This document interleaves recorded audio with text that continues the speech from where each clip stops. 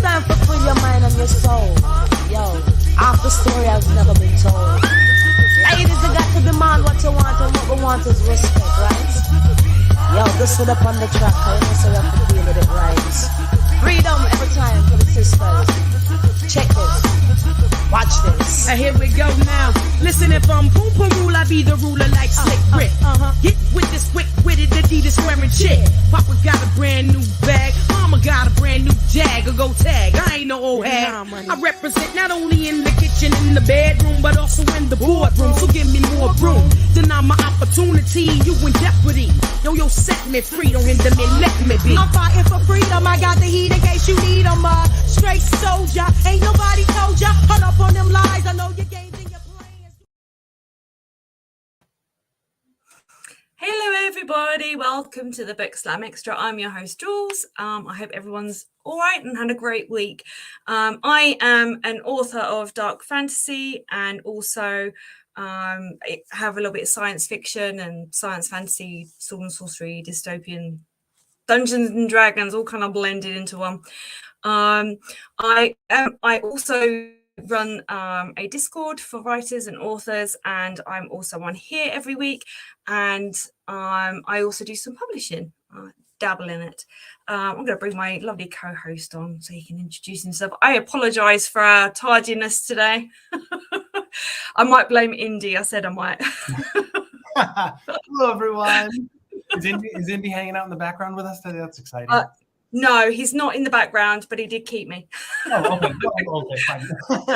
Well, anyways, hi, I'm Adam Andrews Johnson. I've written now 3 books out: The Mantis Variant, The Mantis Equilibrium, and The Mantis Corruption. The first 3 books in a series of also dark fantasy, more grimdark dystopian, people hunting each other. It's gory and gruesome and lovely. So yeah, that's what I write. And I've also got Jules's publishing company, Daniel Book, is releasing my gigantic 600-page queer norm epic fantasy novel that features and deals with heavy topics like human sexuality and gender identity and queer kinks and relationships like that. So yeah, we celebrate all sorts of fun stuff. What you got?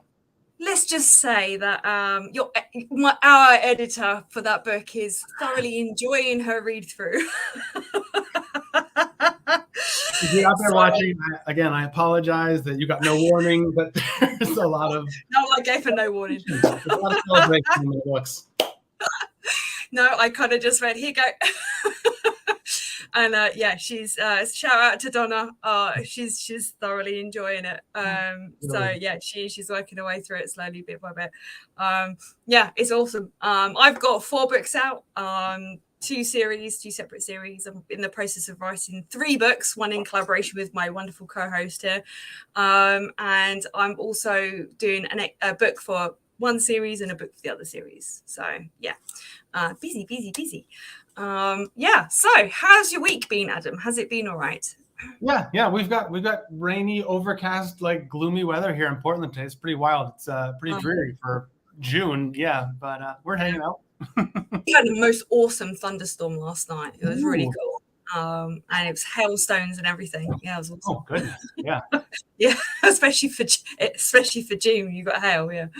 All right. Okay.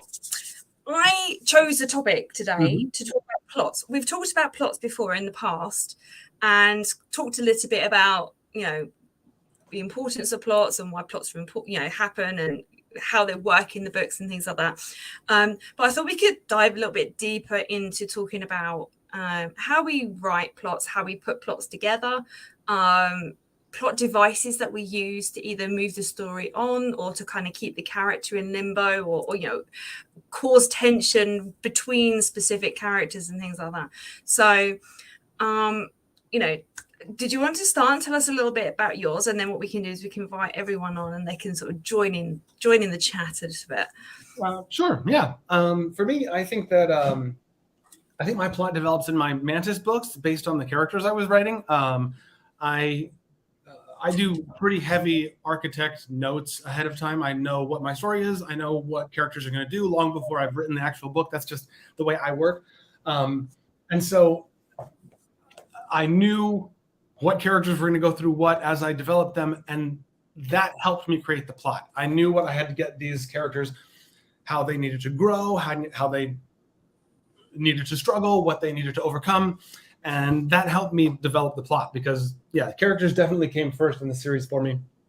My most recent book that I'm working on, the fourth one especially, I had these ideas for characters while I was writing other books, and I had no space to add them into those books. And I was like, all right, I've got to put these characters down and I'll write them into the next book I write. So yeah, that's how I work. Now I'm going to ask you a question, which you're probably going to go, what? You have pets. I do. You do, which is awesome. And you shared an awesome video, one of them, which is cool. And how much does their experience or their world kind of play a part in your books? Do you Enormously, yeah. Oh, I definitely put the animals in the books. The book you're releasing, the starting end, has an entire chapter dedicated to chickens because I've raised chickens for now 8 years, I think 7 or 8 years. Yeah.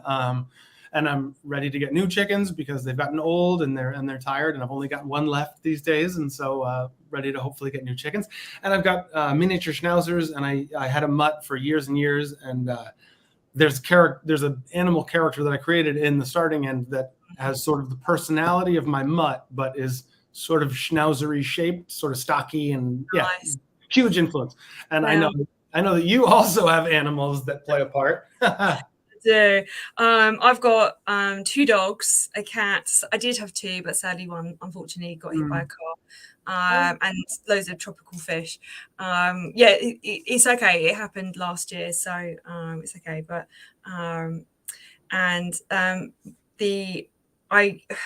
my smaller dog is like the protagonist in my children's book series.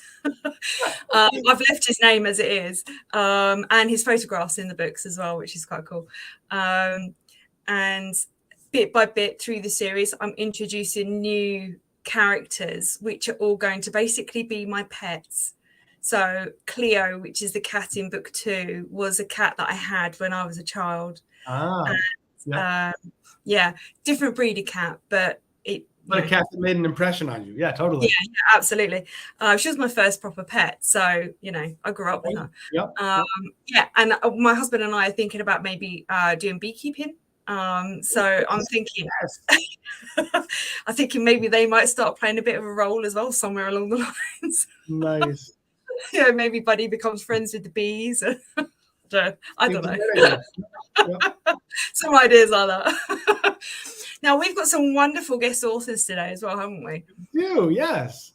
Let's get them all onto the screen. And in advance, I do apologize. I'm a bit sniffly today, so I might need to Oh, and let's mention, occasionally we have a little bit of lag. We get a little bit of delay occasionally because we have people on the West Coast, on the East Coast, in the UK. We've got somebody in Ireland today with us. So yeah, we're all over the place, and yeah, we are. So a little delay, so don't worry about that. Just absolutely, yeah.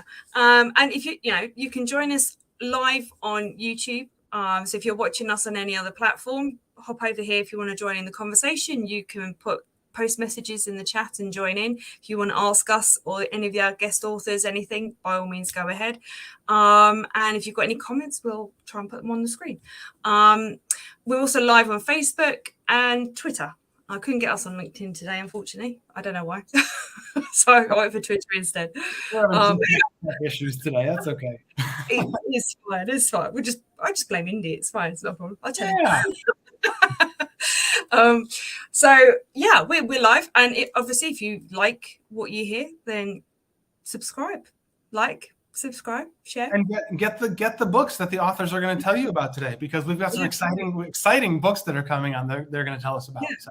Absolutely. So we're going to put all the authors' links, which they're going to send me in the private chat, and I will put them up on the screen, and I'll also send them out as a message onto the live chat as well. So if you do want to just buy some, yes, absolutely. So it just means that we've got a nice free flowing sort of system going on. Okay, trying to catch up from my tardiness. All right, let's go. Let's invite everyone on. Let's see if I can do this. Is it going to work?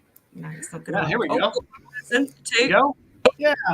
And yay! Hi, everybody. Hi. Welcome, welcome, welcome. Yeah, we're so glad you're all here today. Absolutely, absolutely.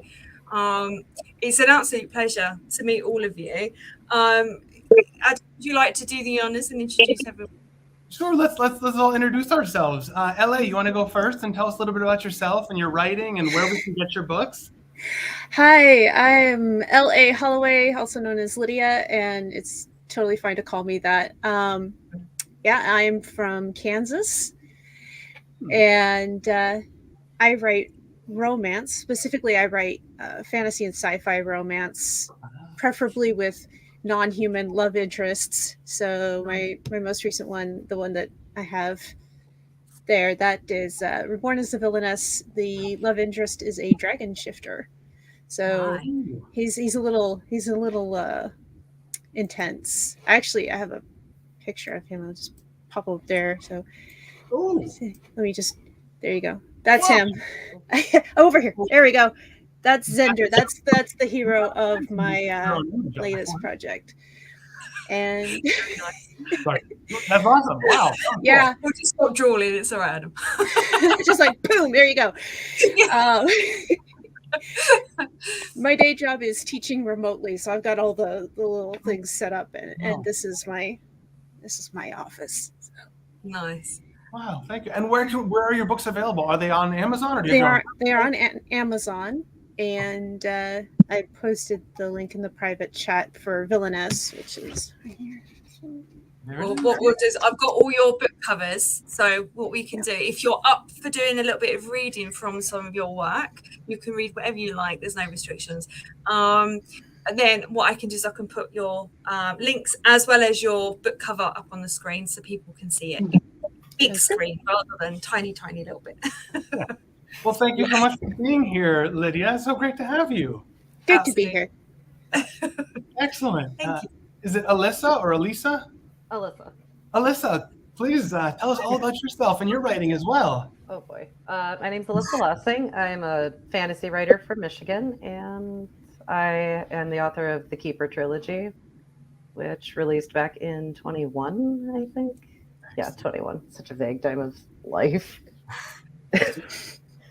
I write mostly like gritty fantasy, kind of like I don't think it's dark enough to be considered grimdark at all, and not really dark fantasy either, but it's definitely not light. And I tackle a lot of sensitive subjects with my writing. So. Excellent. And that's what I do full time, other than take care of my kids. Cool. And are your books available on a website or Amazon or somewhere? Yep, they're available on Amazon, and I also sent the link to my official page through my publisher on the private chat. So awesome. We'll share that too. Great. Perfect. Thank you so much for being here. This is great. Thanks for inviting me. And welcome, Ellie. So glad you had the afternoon off and could join us today. You want to tell us a little bit about yourself? Okay. I'm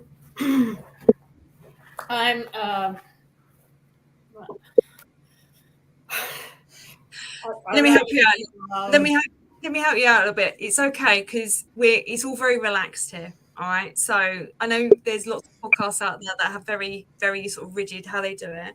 We're very chilled here. Take your time. If you want to sit with your knees up, you sit with your knees up, girl. It's absolutely cool. You go for it. You just make yourself as comfortable as you like. It's absolutely fine.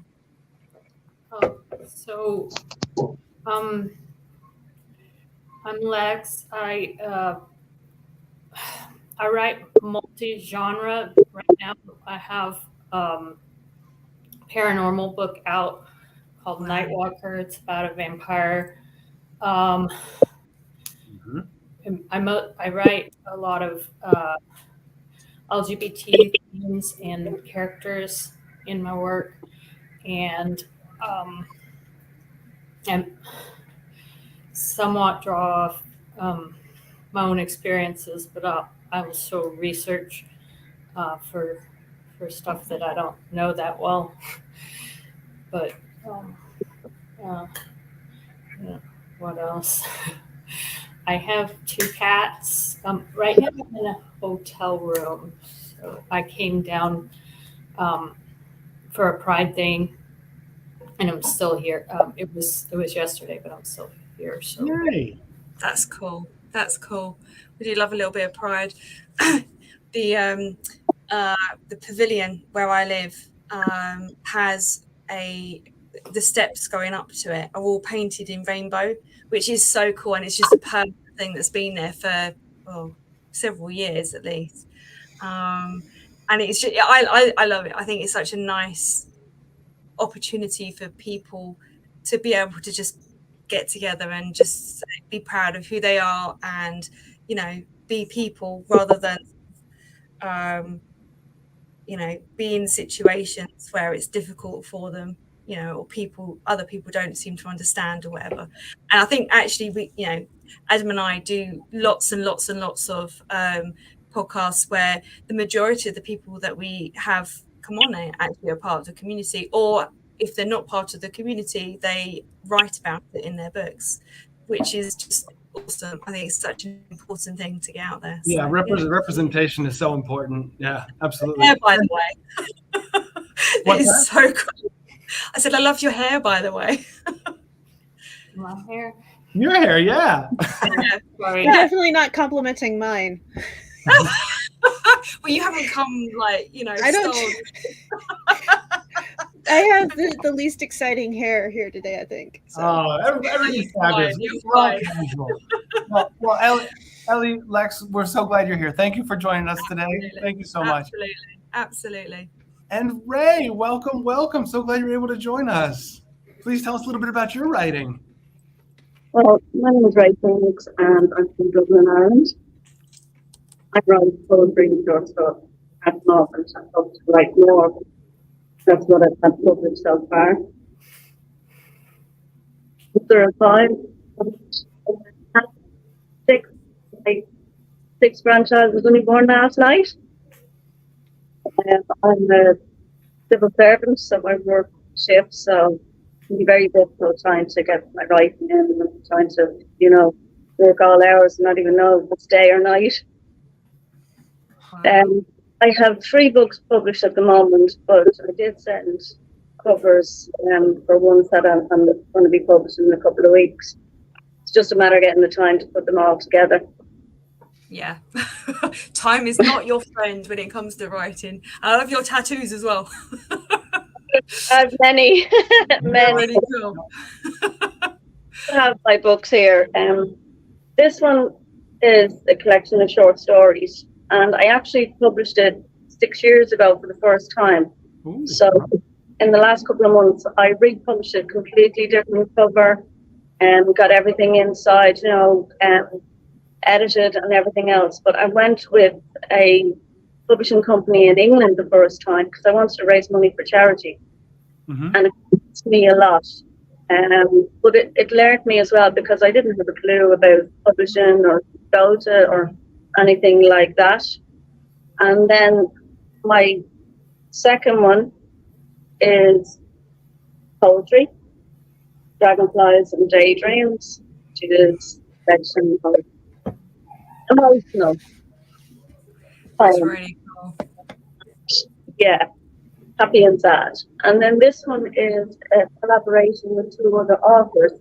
One lives in America and the other lives in Australia. And that came about after a couple of years of us just saying, we should do them together, and we'll do it. But the look of the man who is in the poetry collaboration actually helps me put up my poems and stuff like that on Amazon. But that's the only place I have it available at the moment, because I'm still learning.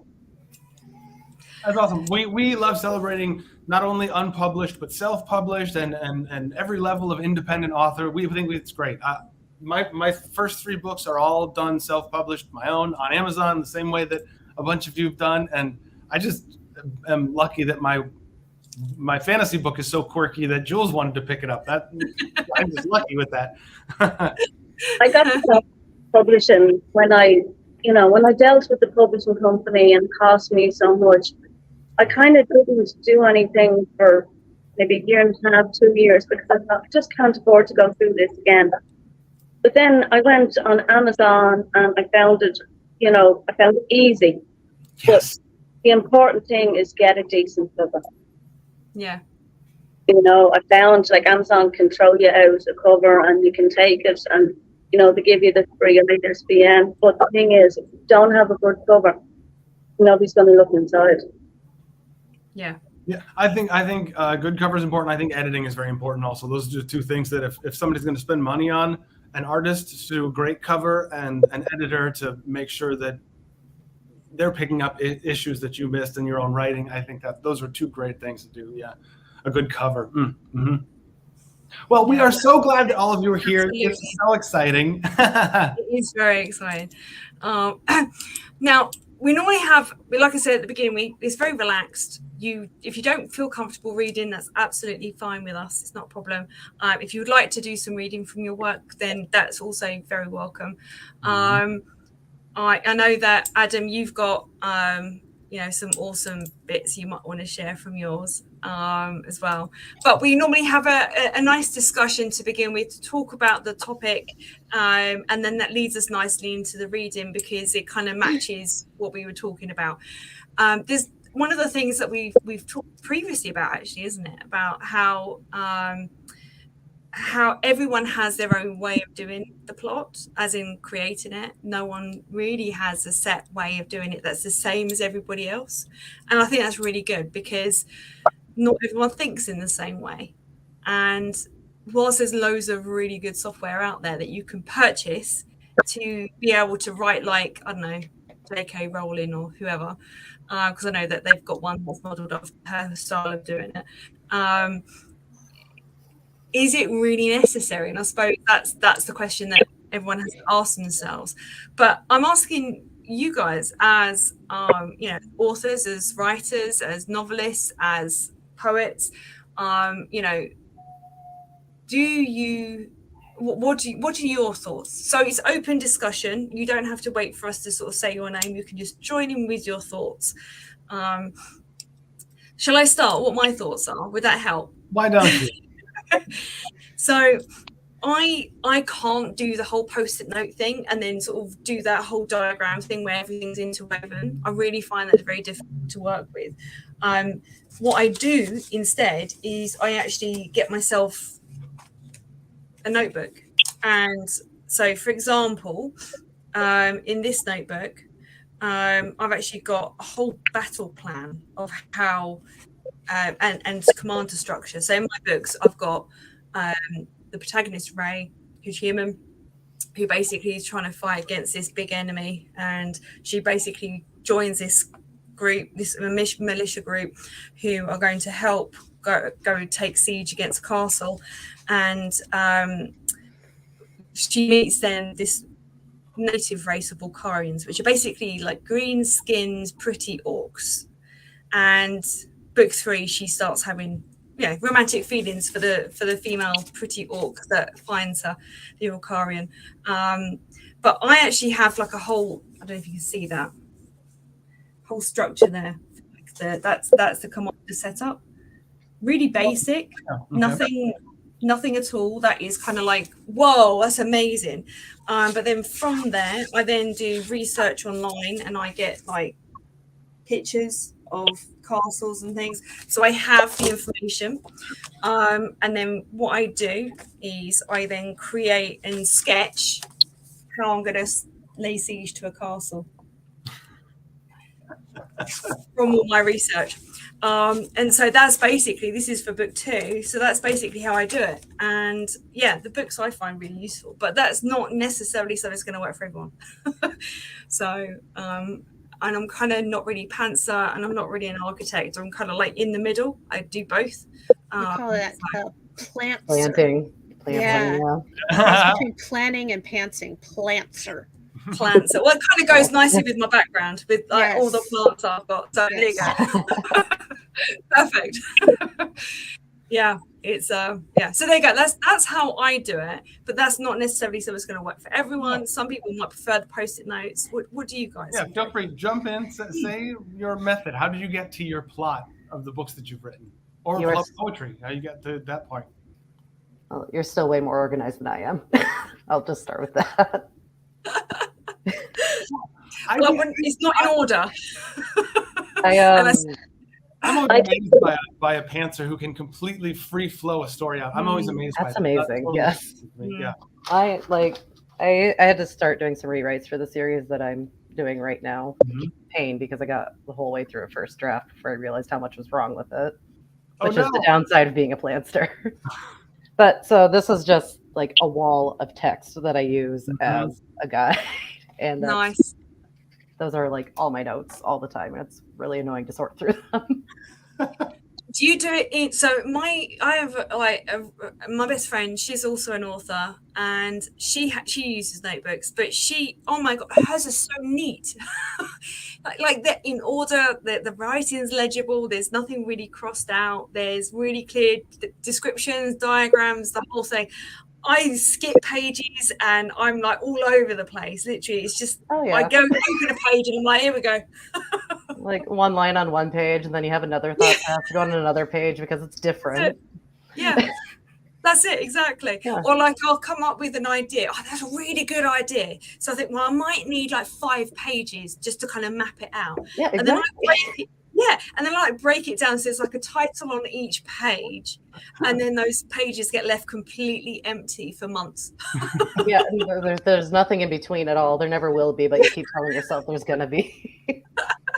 Yeah, and I'm still looking at empty pages going, I actually don't know what I was even thinking, and I don't know how to make this work. Or the notes just so vague. You're like, what? Yeah. What do I mean by that? My other book one, my book is, I love these Moleskine ones because they've got a soft cover, and they've got like no lines in them, which is really useful to do diagrams and stuff. And my book one is like half the size of this. And I actually did a timeline of just 2 characters from like birth up until present day, which is when we meet Ray. And it takes up a whole double page, but it's so tiny writing. I'm like, I can't read what I've written. Not good.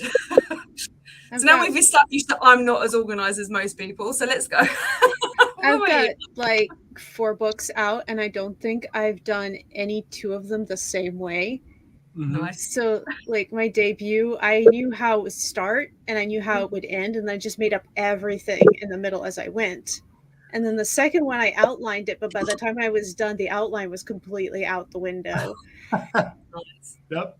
And this one here, the one that I've been talking about today, I actually had to write the plot for this one twice, because I don't know if you're familiar with the isekai genre at all, but she gets transported into the world of a novel. So I had to make up the novel that she got transported into first. Oh, wow. And then I had to make up how she screwed up that novel. It's like an inception within a book. It's a book within a book. What's the genre called? Say it again. Isekai. Oh, interesting. It just means transported into another world. And I'm like obsessed with the webcomics, and I needed a break from heavier stuff, so I decided to write something just for fun. And then once I started writing it, I couldn't stop. So That's I ended awesome. up with this. Yeah, that's really cool. That's really, really cool. Did you just mention comics as well? Do you write comics? I don't write comics, but I read them. And You read them, okay. And I wanted to write a story like it, but I'm not, I'm an artist, but I'm not that kind of artist. So I was like, I'll just write the story instead of trying to draw it. And that's what my book is. That's really cool. I draw a lot of influence from comic books from the 90s. Yeah, totally. I think it's funny that our whole theme today is plot, and that's like the title of my book. That is so cool. Look at that. That's really cool. I'm always like, when I choose the topics for the discussions, it's always I have to kind of like think, well, what would our guests like to talk about? What would be value to them and to the people who may be watching this and watch this in future? And so then my kind of thoughts go into, well, what would be a topic that is going to be interesting that everyone can engage with? So sometimes this is a bit tricky to come up with topics, but that's cool. I've managed to nail it every week so far. I think you do great with the topics. I think we have a lot of fun with them. Yeah, we have a lot of fun. Ray, I'm curious how you develop your poetry. Do they all come uniquely, or do you have a set way that always works for you, or how do you do it? I have my phone handy, and then if just a line comes into my head, I just jot it down, and then I would either keep going with it or I might just leave for a while. Because sometimes I want to write something long, and then it just only goes so far. And then other times I'm just going to throw something short down, and then it just keeps going and going and going. And I often think, okay, this poem is going to be about a certain thing, and then as I'm writing it, it just changes. My poems rhyme. So if I'm rhyming something and it just keeps going like that, it can just completely, it might be a happy poem and then turn into a sad one. It just where the rhymes take you. Yeah. Yeah. No, that's good. Do you, when you're writing your poetry, do you aim to do rhyming, or is it just you're just free flow? And if it rhymes, then great. If it doesn't matter. I think of it like songs, you know, so I kind of imagine like I have 2 poems that I would sing to myself. And it's just, I like the rhymes because I like music, and I just think they go together. So, yeah. And I find it harder to write rhyme and poetry. So, you know, I kind of concentrate more.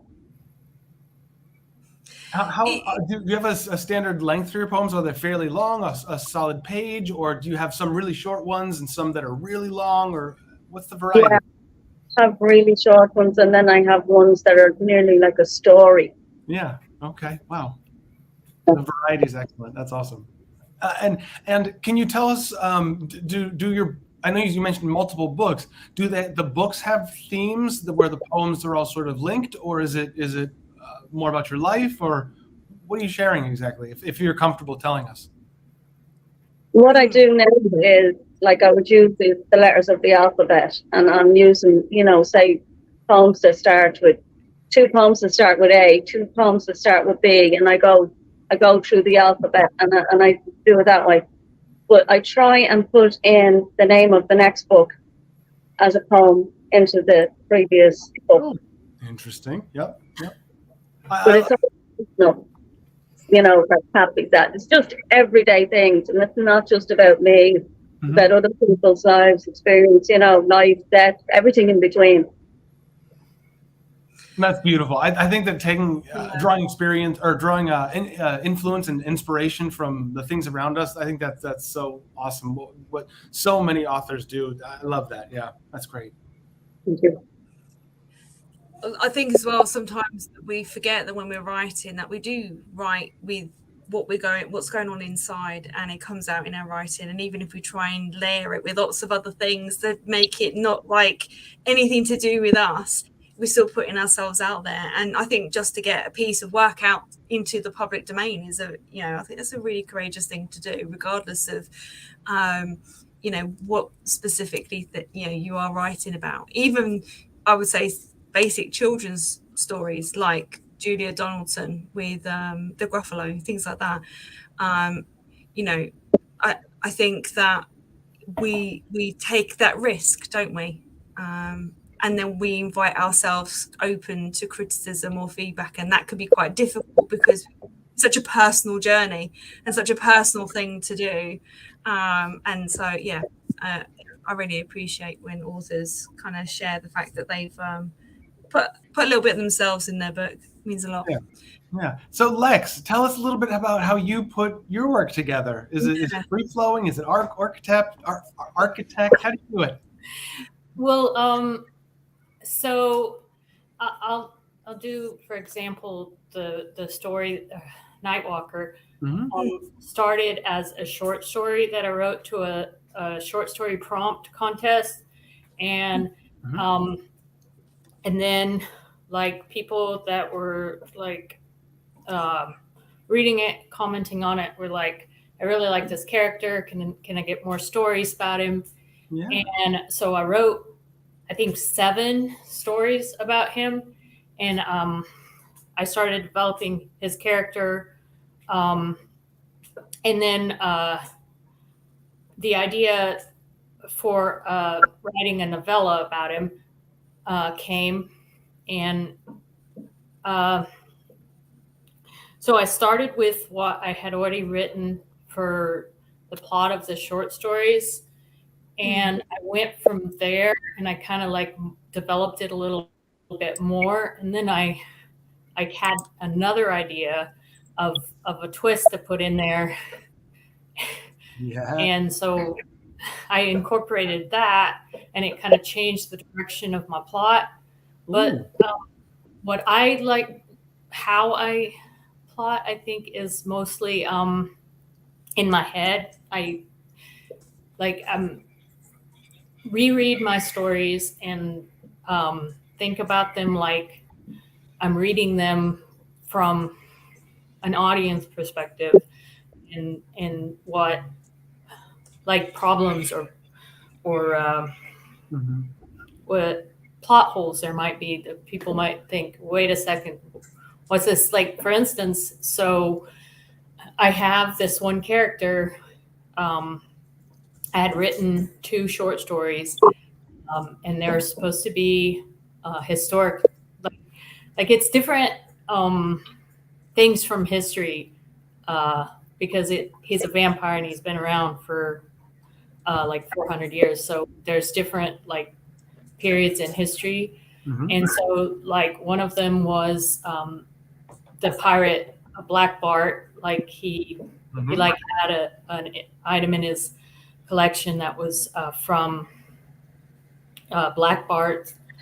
Oh, not, it wasn't from Black Bart. It was made for Black Bart. Like it was a pair of shoes made for Black Bart. But then I noticed that in that original story, and another story that was supposed to be like 150 years away from that I had the same secondary character. And I started thinking about, well, I don't want him to be a vampire too. So how can I make it so that he's like still around? So that's when I created this concept of werewolf years. And that is like reverse dog years. Like they live yes. more than humans. So That's good. Yep. But like I said, that's kind of how I do plot, is I think about what problems there could be potentially with my story, the way it exists, and I either like shift my world to fit the narrative I want, or I shift the narrative to fit the world. I think a lot of us percolate ideas for a long time in our brains before we ever even put the words down. Yeah, I think that's exactly the word, percolate. That's what I call it whenever I'm working on something. It's like I just got to let it percolate a while. Bubbling, yeah. I like it. Would you like to explain to our listeners what that means? Percolate? Oh, it just means to like bubble and yeah. So back in the day when I was young, you'd get an old percolator, little tin coffee pot. You put the coffee in there and you'd boil it, and the water would go up and down, kind of stir that coffee around, get it nice and thoroughly steeped. Yep. And that's what our ideas are doing. Yes. Before I even write down my outline, an idea will kind of bounce around in my head for a few weeks, a month, a couple of years.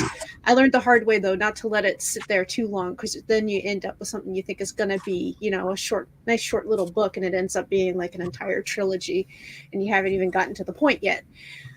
So you don't want to let them sit too long. Yes. And you end up with too much plot. I like it. I like the description with the coffee as well. That's cool. I now have coffee on my brain. I always have coffee on my brain. Same. Coffee. So I work completely from home, right? I'm basically in a converted garage. In this corner, obviously, is my office corner, and the opposite corner is my bedroom corner. And then in between, I made my own private coffee shop. So I have like a whole setup. So I've got like 20 different kinds of syrups, and I've got my espresso maker, and all. It's fancy, y'all. So I joke that my favorite coffee shop is on my morning commute to work. Yes.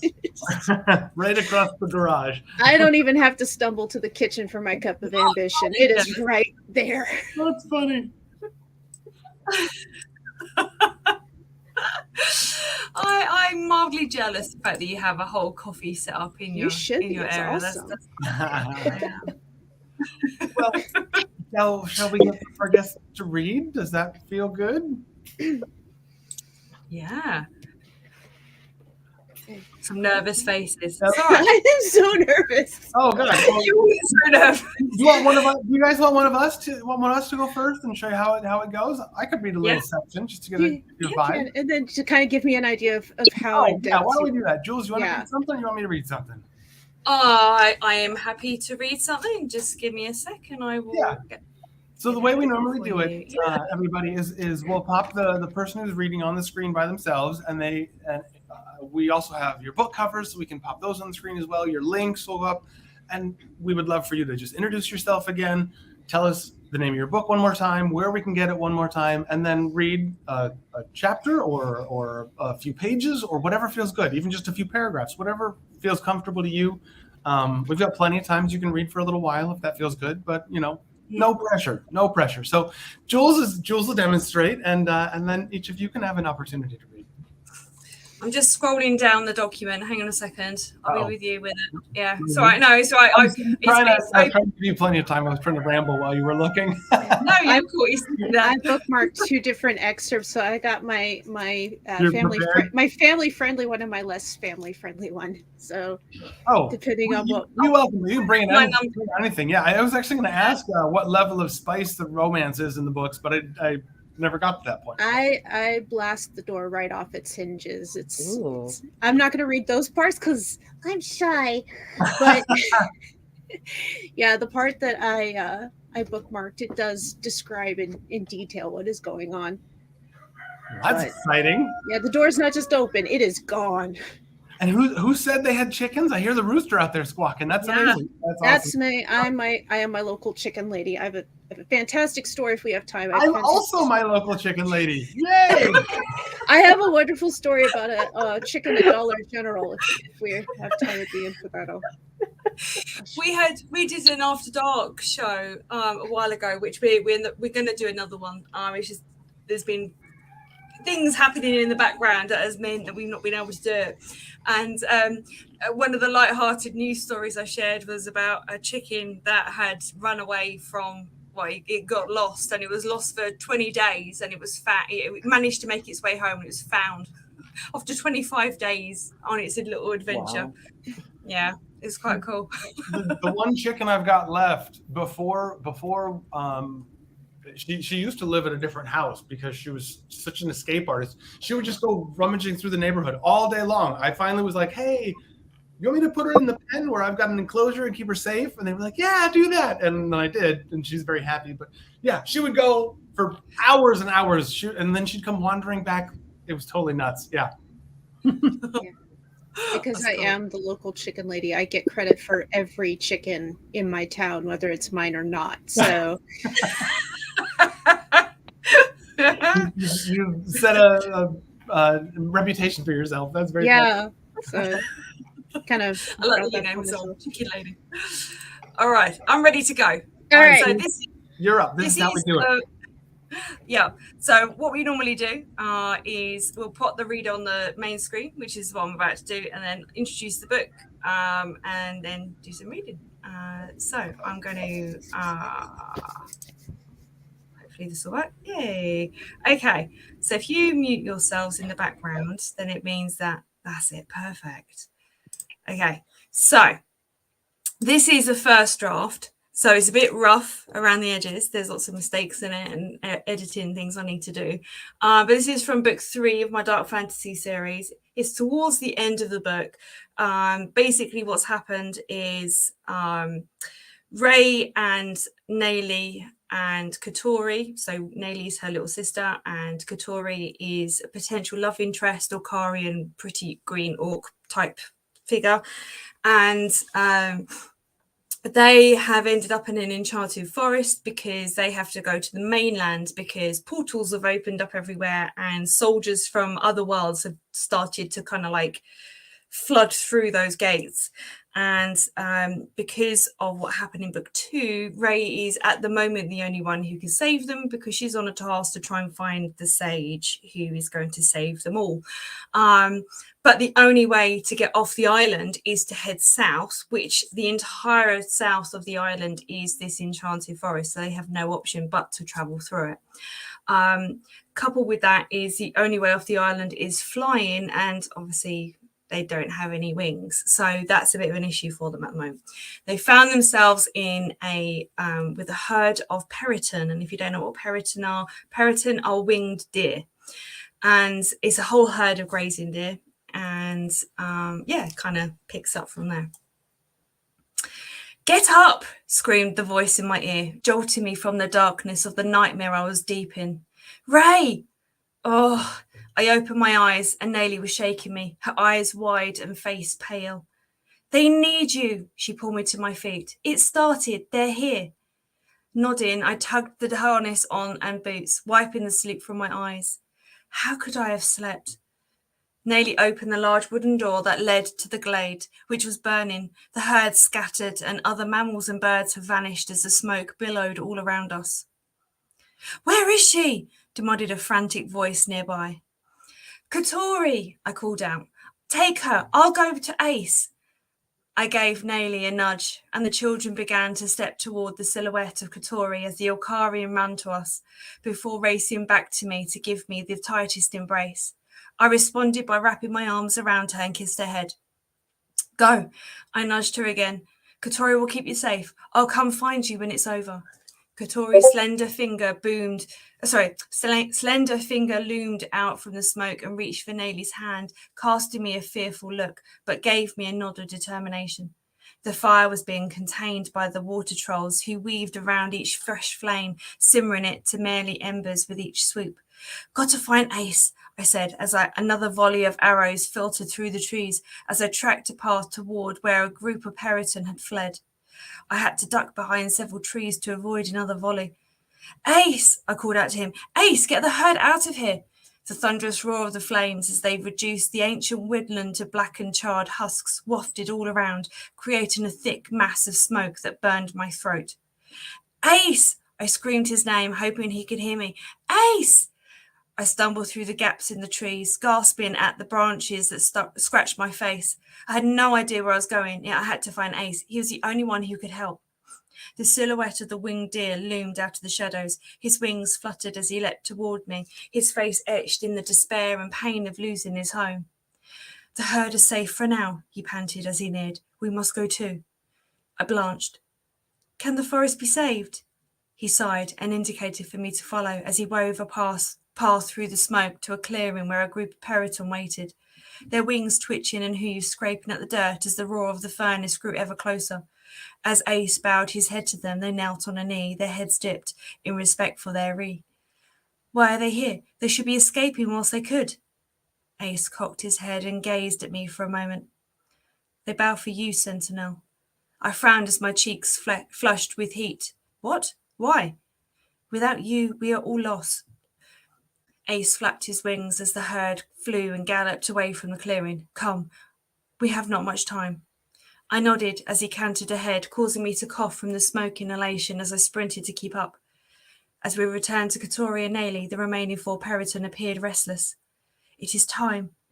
Ace stood melancholic as the girls clambered onto the backs of the winged deer, with one lowering her wing to lift Nelly onto her back. Nelly's eyes lit up for the anticipation of the prospect of flying, as Katori's brow wrinkled into a scowl as she rested her hand on the neck of the periton she now rode. "You too." Ace tucked his wings so I could mount his back, using the toughened hair of his mane to provide some leverage. "Hold tight." He turned and galloped through the forest, jumping over fallen logs and roots with expert precision as I clung to his neck. Despite being an accomplished rider, I'd only ridden Duke, my gentle giant of a horse, who had died before this war had begun. The natural rhythm of Ace felt awkward. It was all I could do but to wrap my legs around his body to hold me in his saddle. "Hold tight," his voice floating into wind. As the trees cleared a large glade, they had yet to be touched by the flames or smoke, and the miniature herd extended their broad wings, flapping them as they galloped at full speed across the green space. It was all I could do to cling to Ace as his hooves pounded the ground and mud sprayed from each until there was nothing but empty space between them. The canopy of the trees shrank as we soared mere inches from the edge of the forest. My heart raced and pounded in my chest. I was flying. I'm going to stop there. Hang on. There we go. I'll give you a little bit of background for the name of the Periton. One of my students actually chose that name. And yeah, it's I said she could choose the name of the character, and she chose the name, and I chose the character she was going to, and she was extremely excited when I said to her that it was going to be a character that saved the main character, so she was quite happy with that. It's a cute little story.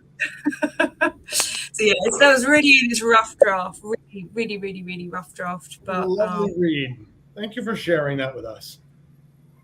That's all right. Is there anything in there that you feel could be improved? I mean, obviously, apart from the basic kind of grammar and stuff like that. Does it paint the picture good enough? It's very clear visuals. I thought so. Yeah.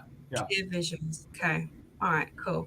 That's cool. I am open to feedback, so it's all good if you kind of like think, oh, that's a bit rubbish, it's a bit crap, a bit shit.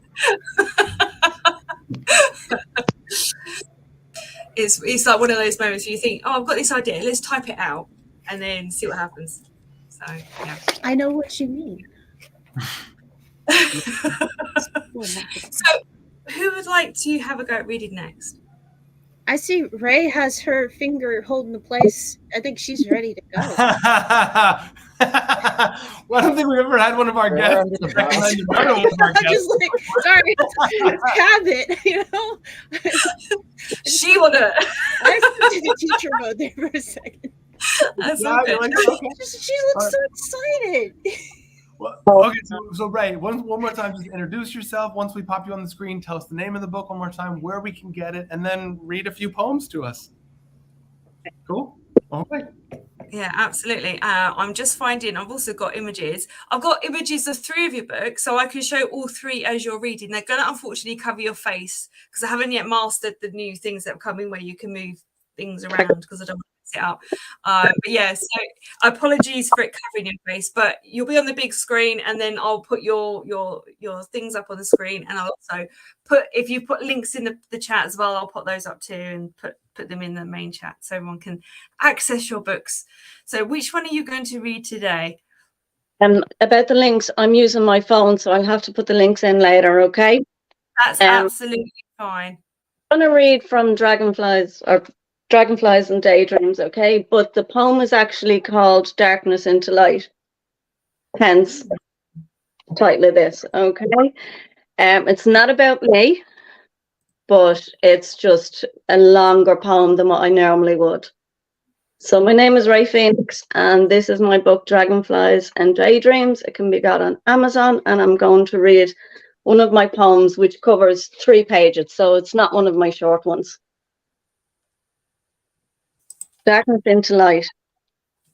I sat in a doorway, cold and unfed, in need of a meal and the warmth of a bed. I watched as people quickly passed me. I stared at them, but they didn't see. I begged for change as I felt ashamed, a faceless person who now was defamed. There was a time when I was respected, as fame and fortune I proudly collected. I once had a wife and a family, but then I lost them so easily. I wanted success at any cost. Now I look back and regret what I lost. I worked really well and was always tired. Others' stamina I often admired. So went out one night, I asked a guy. He offered me stuff to give a try. I will admit I was floating on air, getting my work done with a new flair. My wife, she saw the changes in me, but my addiction would not let me be. Soon I was spending my wages and more. That's when my wife showed me the door. Without a home, I had nowhere to go. None of my family wanted to know. My life, it became a living hell, for very soon I lost my job as well. So on the street I spent each night, not knowing how to make things all right. A few weeks in rehab I had to spend, unable to make even one friend. For in my eyes the world was to blame. Society's pressure causes such shame. Nowhere to go and nowhere to hide. I sat in this doorway and alone I cried. Excuse me, sir, and thank you, I'd say. You're very kind, miss, and have a nice day. Now it is winter, dark and so cold. I long for the warmth of a body to hold. My ears, they hurt as my toes start to freeze. My eyes are blinded by dirt in the breeze. There is a chill running up my back. As I stretch out, I can hear a crack. My fingers hurt and my stomach does ache. I feel not much more my body can take. I close my eyes as a tear falls from each eye. To this cruel world I must say goodbye. There is no place for someone like me. From this worn out body I am set free. I hear my name and once again I can see a lady in white is smiling at me. I rise from the doorway able to stand as I take hold of my angel's hand. The dark of night has no more hold as my new body steps out of the cold. The sun it shines warm on my face while the lost shadows return to their place. Do not look back, she says to me, for you will not like what you will see. Away from the darkness I am calmly led into the light and happiness instead. So that's just one of my longer poems. I can read more, but I think I'll just leave at that. Wow. Thank you so much. Would you like to read another one? Well, I can, yeah, if you want. Sorry, that I messed up all the buttons then. I do apologise. Okay. Let me put you back on the big screen again. Sorry. That's okay. Okay, just pick another one there, all right? Go ahead. Okay, this is about the Stardust Fire. Okay. What started out as a night of fun turned into a tragic one. Doors were locked with no escaping as young lives a fire began taking. Screams were heard from miles around. A sickening sight is what rescuers found. Lives were lost and others were changed. A cover-up was quickly arranged. 214 injured and 48 dead. How can the guilty sleep in their bed? A man-made disaster for reasons unclear. The truth of it all we need to hear. No justice will ever reverse that night or erase the memories of such a sight. Affecting more than just those inside, their human rights should not be denied. Turned into dust, they are now stars, for they were trapped behind doors and bars. I know the pain will never leave, for in Irish justice it's hard to believe. None of you probably know about the Stardust Fire, but it happened on Valentine's many years ago, and 48 teenagers lost their lives, and still they wait for answers. Wow. Wow. Yeah. Not all the poems are sad, but they're all emotional. So. Oh no, it's very strong. Yeah. And poetry is a beautiful medium to put your feelings and get that stuff out. Yeah. Whereabouts in Ireland was that? Coolock. In Dublin. In Dublin. Yeah. I've not heard of that. I'll have to look it up after. Yeah. When did this happen? It's called the Stardust Fire. If you look it up, it's the inquiry's still going on. Sorry, I have my partner here is beside me. He's children's author Riley Kane, but he's staying in the side there. So hello to person inside. Hello, welcome to the person. Yeah. Hi, Dad. Yeah, but I do. Like, I tend to write about things that have actually happened, disasters. Like, there's the first poem I have in this is about Aberfan. Right now, that's another man-made disaster that I just wrote about now. It happened long before I was born, but it happened in. That was the coal landslide, wasn't it? Where Yep. there was when they were doing mining, Yeah. they had they piled up loads and loads and loads and loads of coals, like to mountain size, and it basically had a landslide, and it went all into a school and killed something like 30 odd children. Oh and God, teachers. jeez. Yeah. Wow. I think that inquiry's never been resolved, as far as I'm aware. So I get my poems, from things that have happened, but not just things that happened to me or people around me. I could be listening to the news or reading the paper or just something somebody says, and I get it that way. But, I like to actually put emotion into each of it, each poem or each short story I write. And just like my tattoos, they all mean something. Yes. And I think that's great empathy, isn't it? You don't have to necessarily experience an event to be able to empathize with the people that it's happened to, and be able to show some humanity and human kindness. I was a little kid the first time I heard that Sting was writing songs for the police that weren't his experiences. He was writing his friends. I was like, what? What? This is somebody else? I was a little kid. I was so amazed by that whole concept. Yeah, no, I remember that moment of write somebody else's story? What? Yeah. I think also as well, sometimes things like we had the Grenfell Tower fire disaster. That is, again, the residents have never actually had any resolution from it. No one's taken any real accountability for it yet. And 70 odd people lost their lives. And awful situation. And the news don't do it justice, I don't think, even though they say this is what's happened, this is the information, this is the factual information that's happened. But I think poetry, like what you've done, Ray, it provides that level of humanity and empathy that you don't get from the news or the newscasters. And so, yeah, I think that's really powerful. Thank you for sharing that. No problem.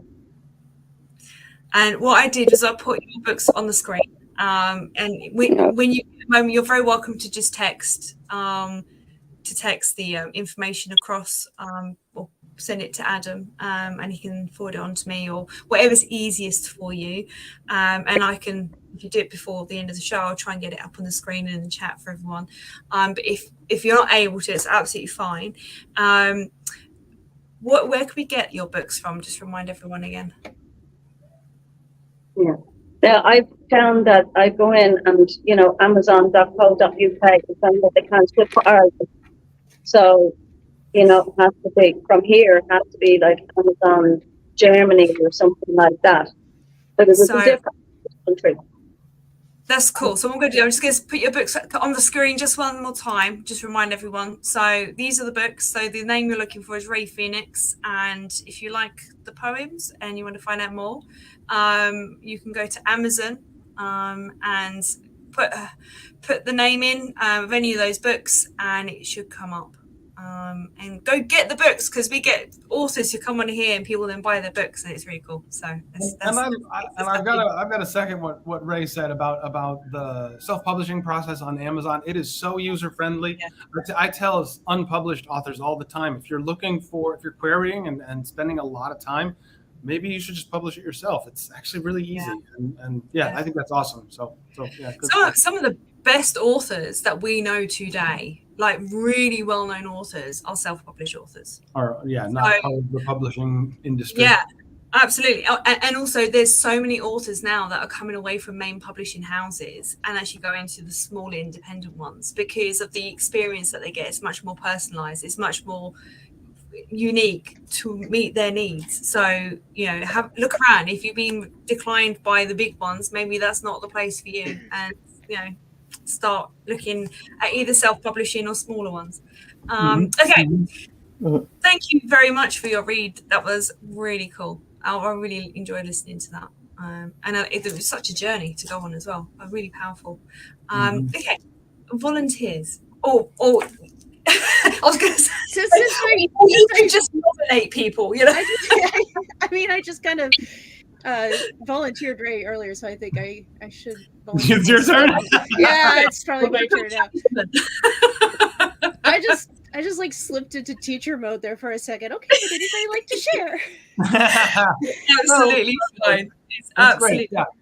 All right. So Sim, again, we'll pop you on the screen. Introduce yourself one more time. Tell us Yes. the name of the book, where to get it, and go for it and read for a little bit. Yeah. And when you're done, let us know. all right. Absolutely. Fair warning, this following excerpt is not for all audiences, but the book is Reborn as the Villainess. I'll rewrite the plot, an isekai adventure romance, and it is about a woman from our world who gets transported into a fantasy novel after a tragic accident. And I'm going to read the part where she finally admits to the main character, to the other main character, the male love interest, how she knows so much about what's going on. And it starts out pretty tame. It does get a bit raunchy at the end, but like I said, this is not approved for all audiences. And this is told from the male main character's point of view. So this is from Zender's point of view, who is that dragon character I posted on my screen earlier. It's a book, Zender. That's how I know so much about what's happened and what's going to happen. This whole world, you, me, Alindra Connor, and everybody else, it's a fantasy novel. And you die in this novel. My hands dropped from her shoulders as I straightened to regard her. She nodded. I tried to change things by letting you go, she explained. I figured if I broke the seal, you'd go off and live your life somewhere, and I could go off and live mine, and that would be the end of it. But I was wrong. No matter how much I try to change things, everything keeps happening according to the original plot. That's why I ended up in the Hollow Valley when I could have gone literally anywhere else. That's why Alindra and Connor just happened to travel through the same place I was staying at that precise time. And that is why I'll end up dying in the final battle. This is still a story, and every story needs its villain. But why does that villain have to be you? Why does it have to be you? My voice came out weaker than I'd ever heard it, but I couldn't bring myself to care. My chest was aching with a sense of loss and hopelessness, and the cause of my grief was out of my reach to slay. If what she said was true, then it was not me nor Alindra who were the catalyst of her end, but an author from another world. How could I reach someone like that? How could I protect the thing I loved most from a storyteller on another plane of existence, one who had already hammered out the blade of this cruel fate into razor-sharp permanence? Small arms wrapped around my middle, and Camille's soft body pressed against mine. I could feel where her damp cheeks rested against the bare flesh in my chest, and I seethed with impotent rage that I couldn't destroy the things that made her cry, even knowing that one of those things had been me. Folding my arms around her, I returned the embrace, caging us in with my wings and shutting out the rest of the world, if only for a moment. I'm so sorry, she murmured into my chest. I didn't want to hurt you. I tried not to. I really tried. Damned by the fires, witch, I complained, holding her tighter. Stop worrying so much about hurting me. Can't you think about yourself for once? Even a moment? How can you call yourself a villain when you refuse to even take a single thing for yourself? She laughed sadly into my embrace. Yeah, I'm pretty bad at this, huh? The worst villain I have ever met. She laughed more sincerely this time, and the sound gave me life. What would you do if you were me? She asked as she withdrew slightly to look up at me. If you knew that there was a very good chance that no matter what you did, you didn't have long to live. I scoffed. Simple. I would do what I pleased. She stared at me incredulously, and I gripped her chin in my clawed fingers to prevent her from looking away as I spoke. I would do what I wanted to do, I clarified. I'd eat what I'd want to eat. I'd go where I wanted to go and say whatever the fuck I wanted to say. If I knew my life was coming to an end and nothing I did would change that one way or the other, I would just live my damned life. I could tell that I was finally getting through to her. Her expression, normally so dejected and stubborn, had turned contemplative. I allowed her to think on what I said without interruption, and finally she broke her silence on her own. In that case, she began, there's something I want to say. I released her so that she could step back and look up at me. She swallowed hard, and I scented fear as her cheeks flushed hotly. I waited, but she seemed to have lost her words somewhere along the way. Well, speak, woman, I demanded impatiently. starting to feel uneasy. Fear had no place in a dragon's heart, but I was dangerously close to it. What terrible thing was she about to tell me now?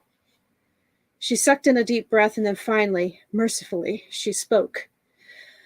I love you, she exhaled in a rush, immediately clamping her mouth shut and staring at me wide-eyed. I stared back, and my wings fell away slightly, allowing the gray sunlight from above to wash over her. Love? I echoed in disbelief. She flinched and dropped her gaze, and only then did I realize how she must have taken my reaction. Hooking a finger under her chin, I urged her to look up again, scrutinizing her when she finally did so. Do not speak lightly, woman. Do you mean what you say? I do, she answered softly. I love you, Zender. I have for a while, but I didn't say anything because, well, she huffed a breathless laugh and glanced away. Well, I suppose you know why, she finished. It didn't seem like a good idea, knowing what I knew. I felt my heart stutter to a halt in my chest, and I briefly forgot how to breathe. I closed my eyes for a moment, collecting myself. I had hoped that she would accept me as a mate. I hadn't imagined that she might love me. Love was an elusive thing for dragons, rarer than any other magic. It was enough to find someone who could tolerate you and be tolerated long enough to raise a clutch of young, but love? That was something few members of my kind experienced in their lifetimes. Zender? She asked nervously. Are you okay? My entire world just told me that she loves me. I purred, eyes still closed. I'm not okay. I'm elated. Even though we might not have much time together? I grunted impatiently and opened my eyes to give her a stern look. All the more reason not to waste the time we have. Her lips parted in that lovely little expression of wonder that I enjoyed so much, that expression that was so uniquely hers. I took a moment to admire it, tracing her lower lip with a claw tip and watching as fresh color rose to her cheeks. The touch was simple, gentle, and yet already the sweet, familiar scent of her arousal was beginning to tease my senses and awaken my own desire. If it was that easy to heat her blood, I wondered how she would react to a more sincere effort. Could I make her lose all sense and reason, the way she did to me? Could I make her forget her fears for a little while? If nothing else, I would certainly enjoy trying. I felt like we could both use the respite about now. Well, since you were so forthright with me, I suppose I should confess something as well, I said as I crowded into her space, forcing her to walk backwards until her back pressed against the smooth bark of an ancient birch tree. I braced one arm against the trunk next to her head, letting her feel caged in without completely blocking her escape, should she reject my advances. What is it? She asked in a breathless whisper. I want to devour you, I growled, eyeing the frantic flutter of her pulse at her throat. I want you splayed out beneath me, bare and vulnerable as I explore and learn your body. I want to sample your every taste, learn your every sound, and discover exactly what it is that makes you writhe with pleasure. Oh, she stammered, and her fragrance intensified. Mingled with the arousal was the faintest tang of fear, the fear of the sort that could be fun. Yes, I said, drawing out the word in a low hiss.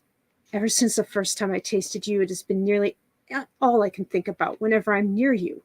Your scent alone can drive me to distraction. Your touch is enough to make me lose my composure. It's all I can do to resist the urge to bend you over the nearest surface and rut you like a beast. Is that... She cleared her throat when her voice came out hoarsely, and her long lashes shaded her eyes as she glanced down my body. Is that why you suddenly started wearing that?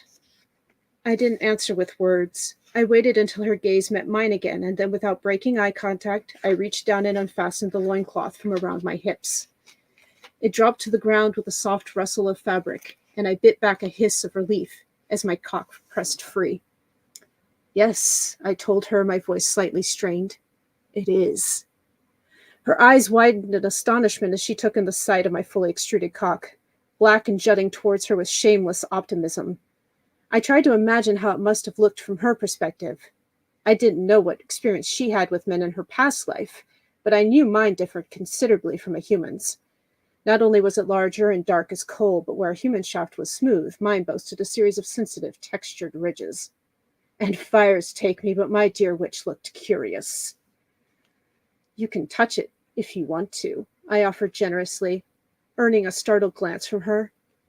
I will not force you to go any further if you don't wish to. You won't force me to do anything, she echoed as she nervously wet her lips with her small pink tongue.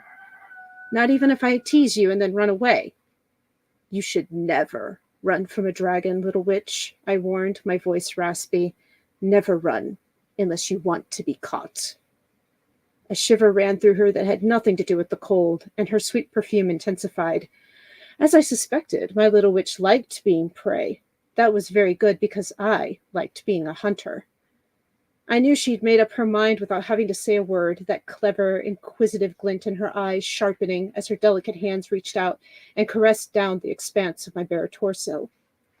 When her soft fingers finally wrapped around the length of my shaft, it made my mind momentarily go hazy. Her fingers couldn't wrap fully around my girth, but bless her, she did try.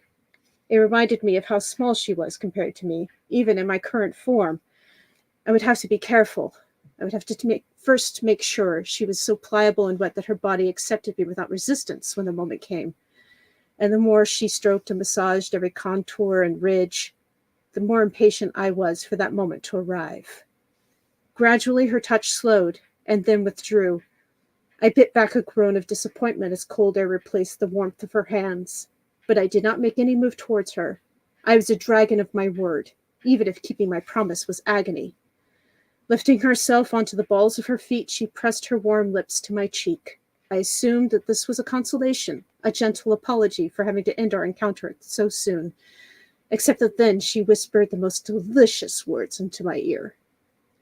Give me a head start.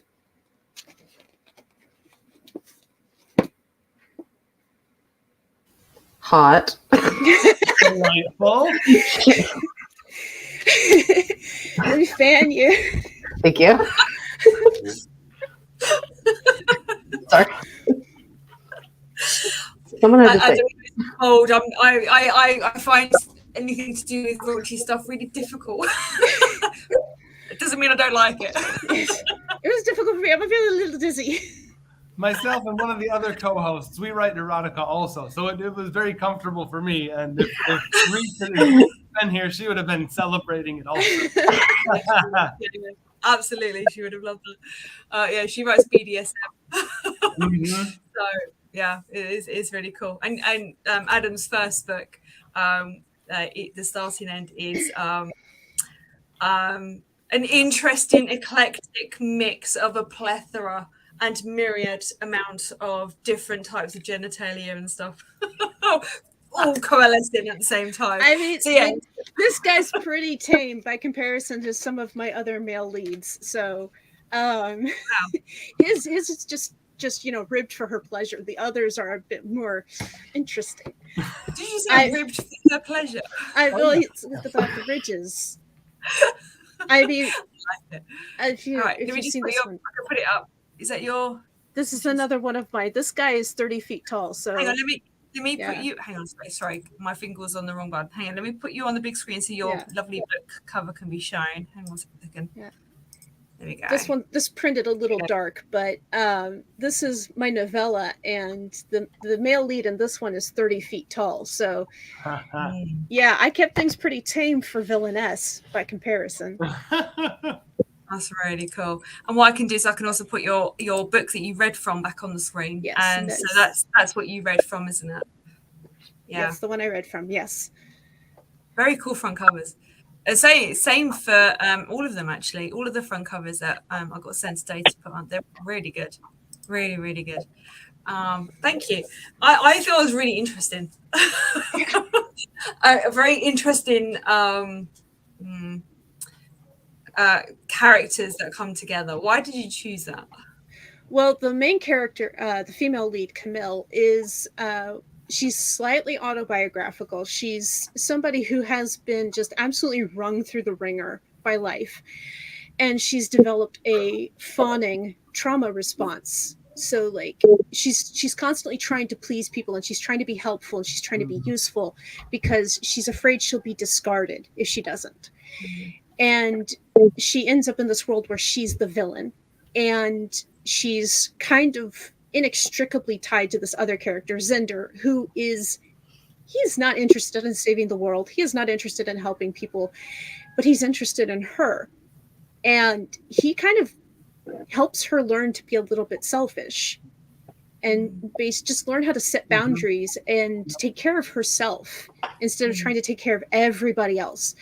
And it's kind of like the juxtaposition of these two characters coming together and both becoming better people as a result. That's Awesome. that's Yep. that's really deep.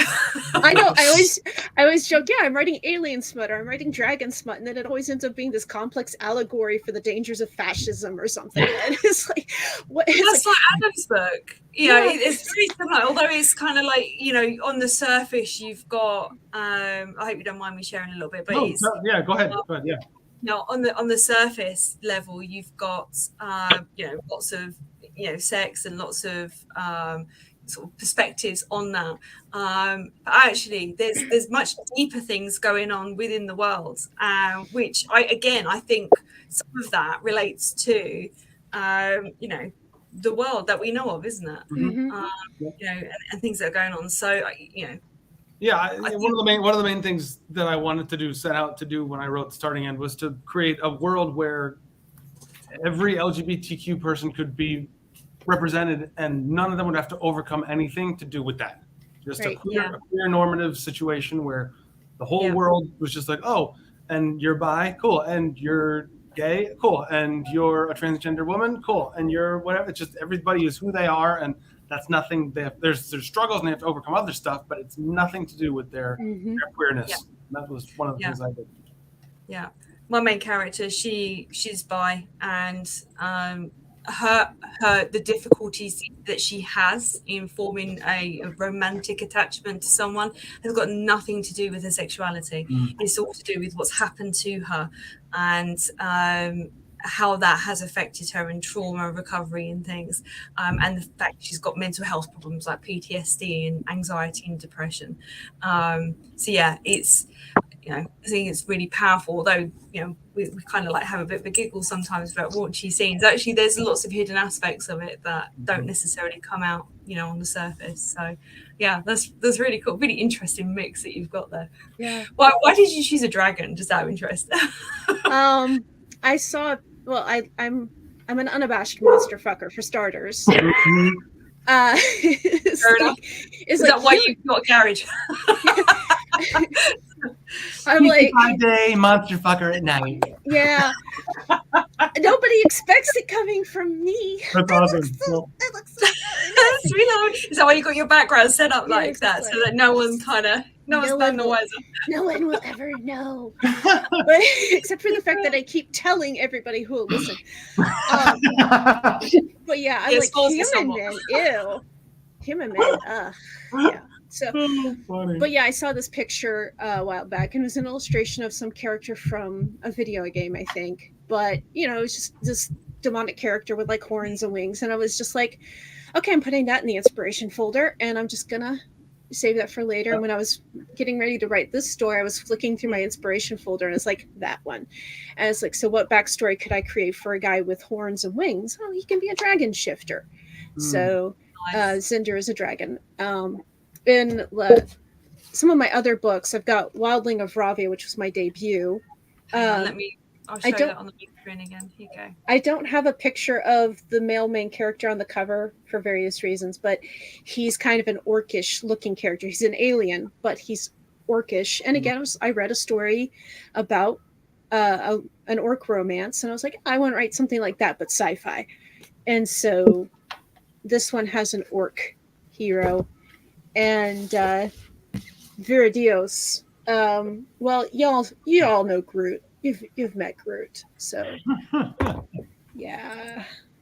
They're beautiful covers. Thank you. Like I said again, all the covers that I've got for today are just really stunning. I wish I could. I have a whole bunch of these that I got published recently. I got some new author copies, and the cover printed correctly. This one's very, very dark.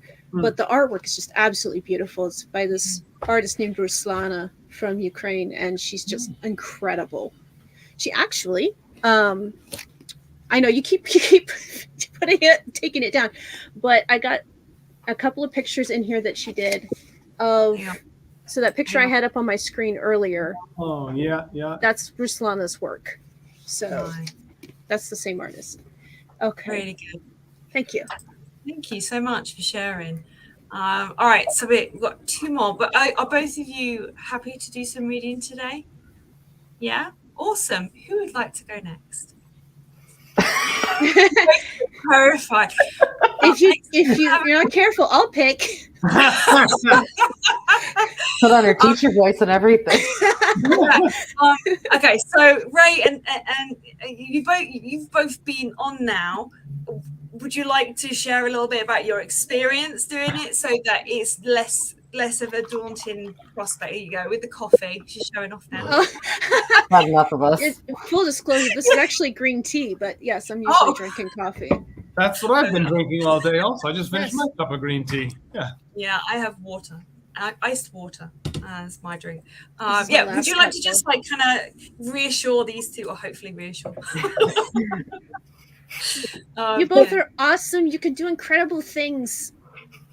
Come on, you can do it. It's lovely. Not what I meant, but that's okay. I have Something. It's scary as vehicles when you first start. I have Is it 2 scary? snippets in mind, Oh, but then- one's a lot longer than the other. Well, not a lot That's longer, okay. but We've is it got okay time. if I read both? Why don't you read both? Absolutely. Yeah, let's go for it. Let's go for it. Absolutely. Lex's face is just like, okay. Yeah. Same thing again, Alyssa. Do it real quick. Introduce yourself one more time. Tell us the name of the book, where to get it, and then read until you're done. Yeah. Okay, so this both snippets are going to come from my debut novel, The Keeper of the Fallen, which is the first book of the Keeper.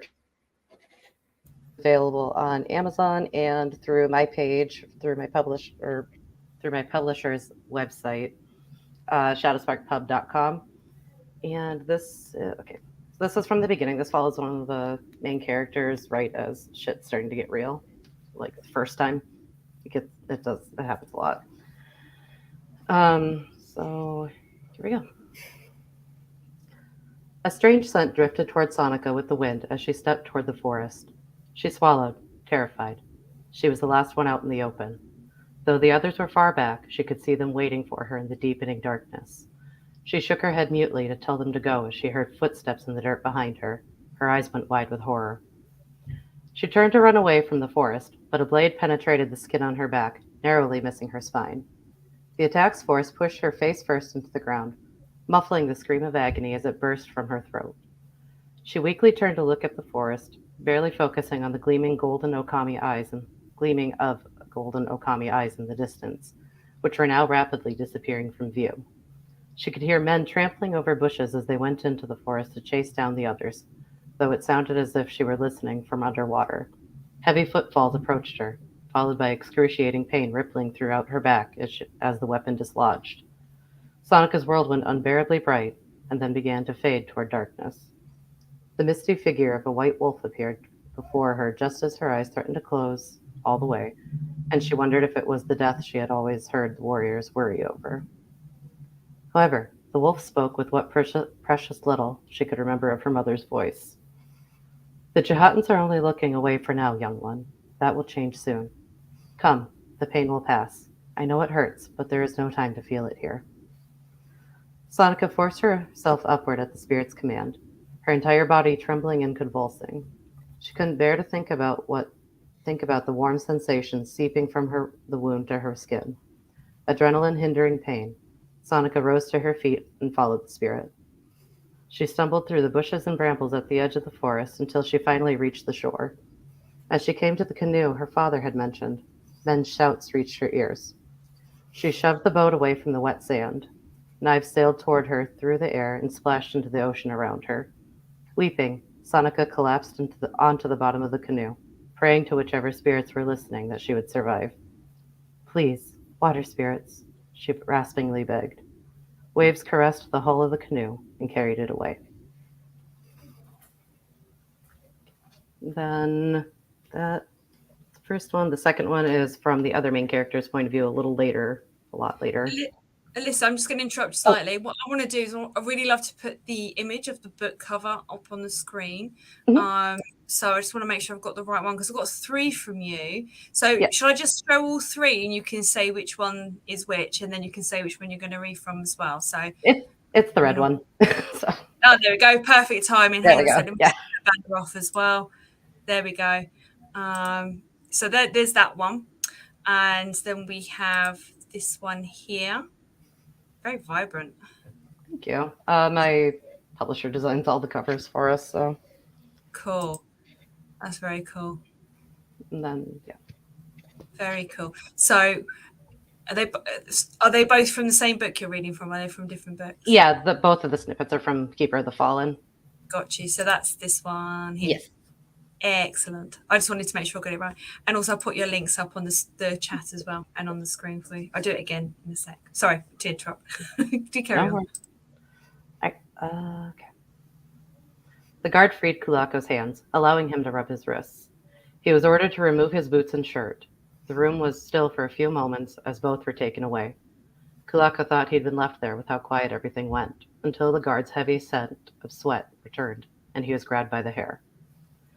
The guard pulled back on the length of Kulako's hair, and he felt sharp, merciless tugs at it as the guard ripped through it with a knife to cut it.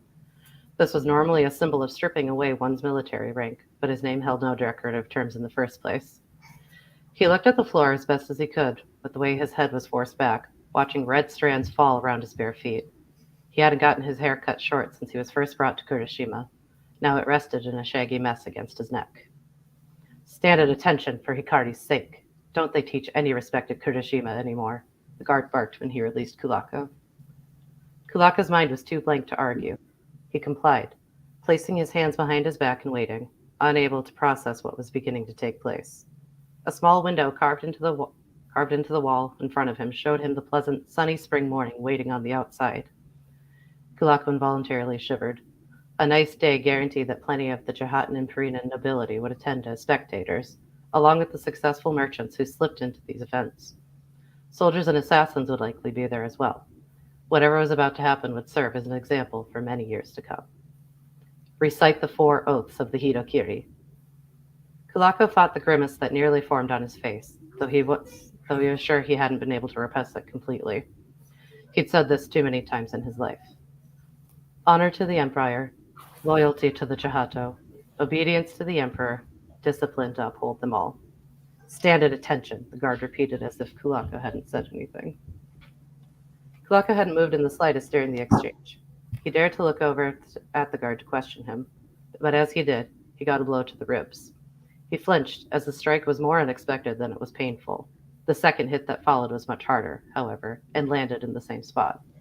Stand at attention, the guard struck him again as he tried to stand straight. We have until noon for you to get this right. Name the principles of the oath. The guard waited for Kulako to regain his bearings this time. He tried not to think about the wood as the wood he heard dragging against the stone floor. Honor, loyalty, obedience, discipline. The club swung into his side once more, this time lower, and on the second strike, Kulako lost his balance. Stand at attention, the guard said again as he pulled Kulako to his feet, coiled in pain while clutching his side. What else does the oath say? Kulako now had to fight a little to stand straight. To deny the goddess is to deny the emperor. Have you prayed to the goddess today, Hidokiri? The guard raised the club. Or ever. I certainly hope you have, for your sake. Done. All done. I always come on muted. I don't know why. I'm so sorry. Yeah, yep, got it. That was amazing. Let me take that off. Okay, let's see. There we go. Everybody unmuted. There we go. Okay, there we go.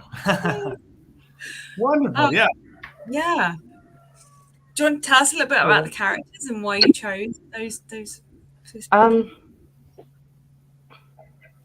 Oh god. So Sonika and Kulak are both the main characters of the Keeper trilogy. Sonika is a shifter, a wolf shifter, whose tribe has basically been exterminated by the Empire, and she spends most of the book on the run from authorities and soldiers and people who want to kill her, which is pretty much everyone. because of her status.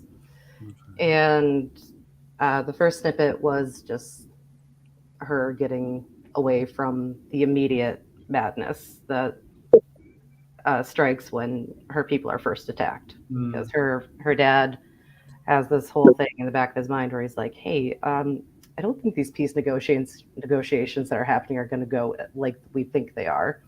So I'm going to at least make a plan for my kid. Nobody else is listening to me, even though they should, especially because I'm the tribal leader. Why is nobody listening to me? Just going to get my kid out. And everybody gets slaughtered except for her, basically? Pretty much, yeah. Slight spoilers for that, too, though. Oh, we love spoilers. We love spoilers on the show. Yeah, absolutely. Not everyone dies. You've got the 3 books. Did I show them in the right order? Keeper of the Fallen, Keeper of the Broken, and then Keeper of the Vengeance. Let me do this. So we've got this one here, which is book 1. Yeah. And then we have this one, which is book 3. Book 3. So we go 1, and then 2, Keeper of the Broken, and then Keeper of the Vengeance. Sorry, I wanted to make sure I got them in the right order so people can, because sometimes people just buy one book, and then go, oh, I'll see what it's like, and then I might buy more, and then they might not get the right one. That's really cool. So you've got wolves on the front covers of them. So where do they? Where's the? Because of the main character being a wolf shifter? Okay. Yeah, mainly, yeah. Nice. And I noticed there was 2 wolves on the second cover and 3 wolves on the third cover. I get that it's clever. Yeah. Are there more wolves that come into play? Does she realize there's a second wolf in the second book or something? Like, is that part of it? Sort of, yeah. There is a couple of half shifters that come into play in the second book, and then one of those half shifters ends up becoming one of the main characters in book 3 because he's still just very little in book 2. What is a half shifter? Does that mean they can only partway turn into an animal? It means he's half Okami. So he can still shift. He can still do. Okay, yeah. So he can still turn. And for both of the half shifters, actually, they actually don't shift during this series. They don't have it figured out. Okay. So, interesting. The half shifter that makes it to book 3 is eventually going to get his own series too. Nice. Totally. Yeah. That is cool. So just out of interest, why wolves? Because some people feel like an affiliation, don't they, with certain animals and things. Yeah, so, and I think that's my case. Like I really love wolves. They're probably my favorite animal, if not just like up there in the top somewhere. And yeah. I'm with you on that one. They're really cool. Yeah, they are. Have you seen the documentary about how they introduced wolves to Yellowstone? No. Right. So they basically, if you Google how wolves changed the rivers in Yellowstone, and what they did was they reintroduced a wolf pack into Yellowstone Park, and it literally changed the shape of the river. That's so cool. It changed the way that all of the herd of deer grazed, which meant that other animals and other insects and other plants could grow. And then because of that, it then shaped the course of the river. It's an amazing documentary. It's not very long. I read about that. Did you? You read about it? Oh, cool. Now that you've explained it a bit more, it does sound familiar. I know that here in the Upper Peninsula of Michigan, they've reintroduced some wolf packs too for basically the same reasons. And they reintroduced the wolves, and it got the grazing herds under control, which cut down on erosion, which allowed the forest to recover. Wild. It's really, really cool. Yeah, it's a really powerful documentary, and it really gets you really thinking about how the ecosystem is such a delicate system that if you change one thing in it, it actually has such a major impact on everything in the entire system. And especially like with predators like wolves, like proves that we don't actually know what's best most of the time. Absolutely. Well, we're not predators. we're not top of the food chain. We're like in the middle where dogs are. We're omnivores, so we're not apex predators. The only thing that makes us different from other animals is we use weapons to do our hunting. Supposedly you have bigger brains. Well, I know a pot of orcas would take an issue with that assertion. Right? Orcas are vicious. It's like orcas Go, Gladys. orcas go through phases like we go through phases. Like there's like an in thing that humans do because like we're like, oh yeah, that's the best thing to do. Like what are they called? Tamagotchis, or whatever they're called. The little like electronic games that you have that you pet. Yeah, people who had one know.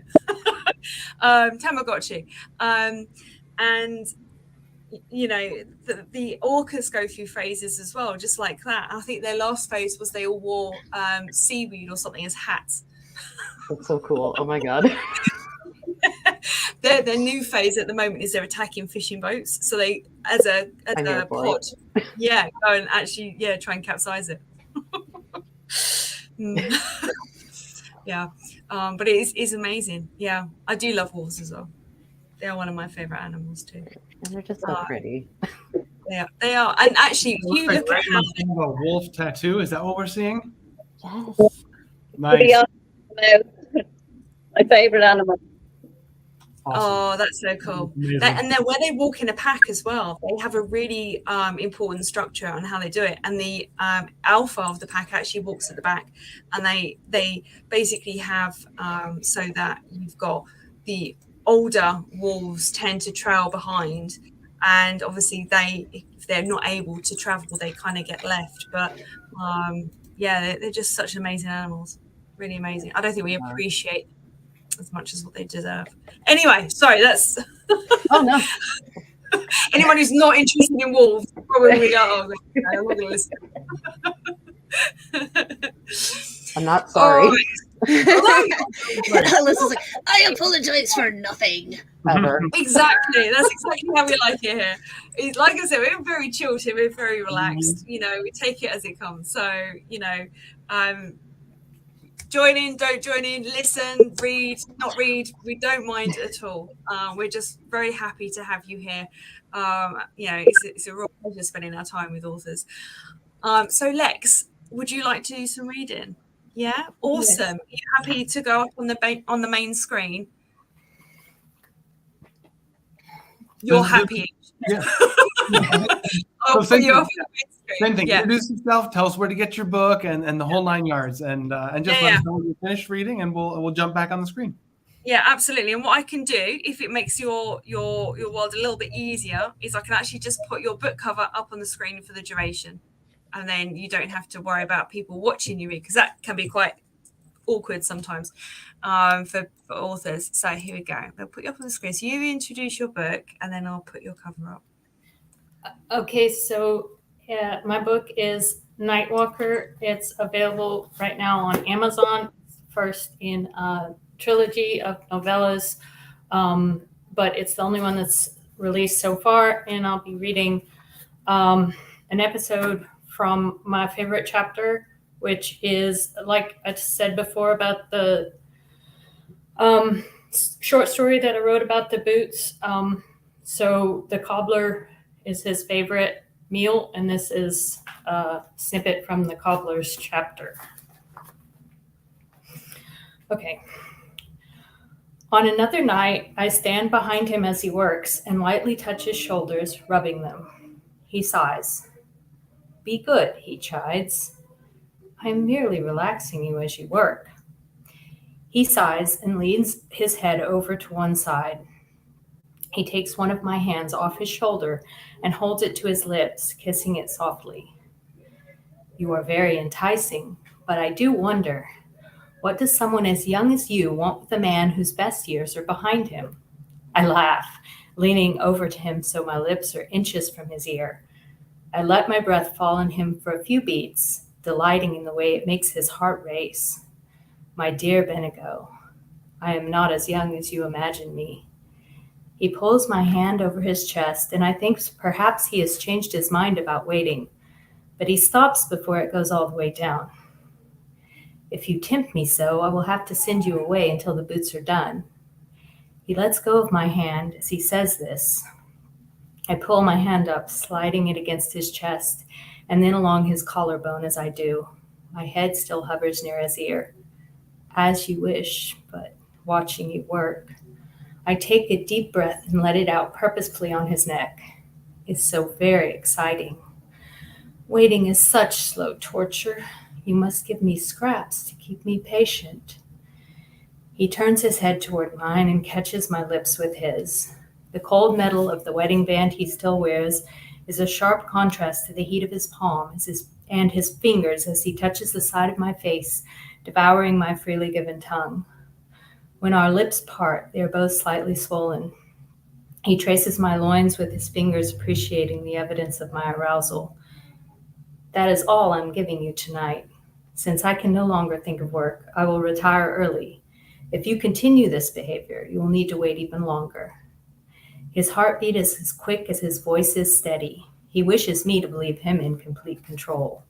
Please see yourself home. I leave.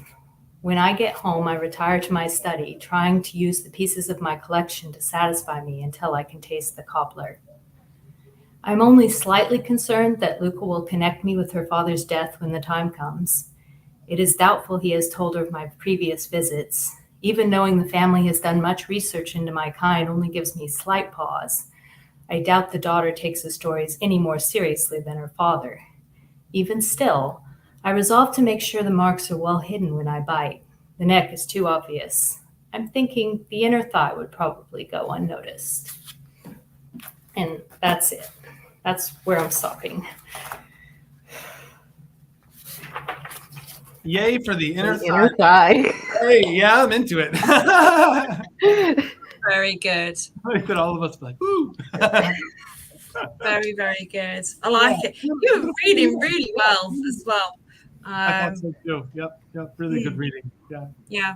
It can be quite daunting, sort of, being on screen and having to read. And some people aren't natural out loud readers. I'm not. So it can be a bit awkward to sort of do that. But was it okay? Were we friendly enough, do you think? Yeah, it was okay. Thank you. Yeah, good. That's good. we just want to make people feel welcome and comfortable, and we love talking about creativity and writing and having people celebrate their stuff and plug their work and get their stuff sold and all that. Absolutely. Yeah, Absolutely. That's why I ask for people's links and things and their book covers, because it means that we can share it as much as possible, and it gives everyone free reign to be able to share their favorite bit or the most poignant moment or whatever. And more importantly, this is also about building a community, isn't it, between authors.